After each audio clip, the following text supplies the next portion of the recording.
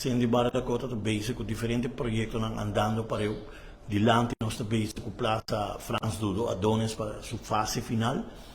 Pero parte pa din, maneno sa primiti un pari tempo atrás, que pronto nós quer tem lugar caminho nosso muito na barrio, que tem necessidade para ajudança para um projeto na escola por um lugar.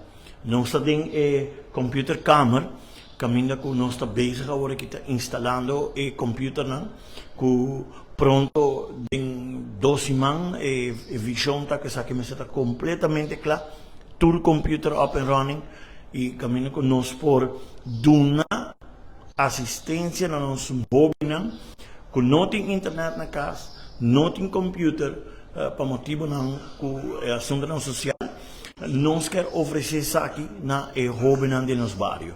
Nós temos que dizer que nós estamos muito agradecidos, foral a mim, que nós estamos grupo de amigos como chama, irmão, me estão ajudando, nós estamos com um projeto e hope de não ajuda de viajar, ok, vai buscar material que temos que ter.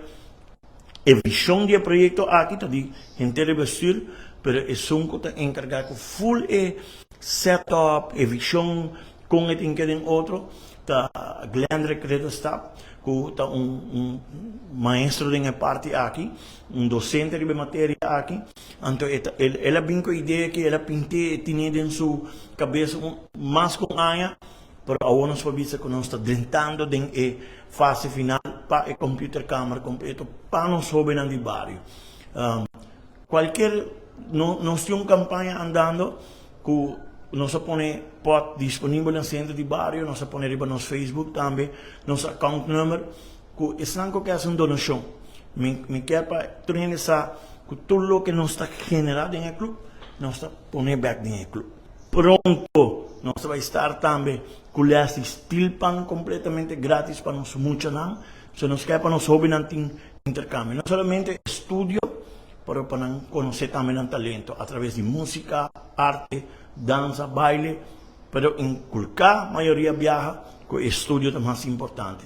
Se você tem disciplina de um estudo, você tem êxito de uma vida, de uma carreira. Então, meta de saque te saque. Nosso Facebook de Centro de Barrio e Deporte Dakota, você sobre o número de contato para qualquer pergunta, é 561-9700, 561-9700, ou 567-7134, 567-7134. Qualquer pergunta que é projeto não está dando, nós podemos dar um detalhe. Se você quer donação ou você quer perguntar, tudo isso que é necessário.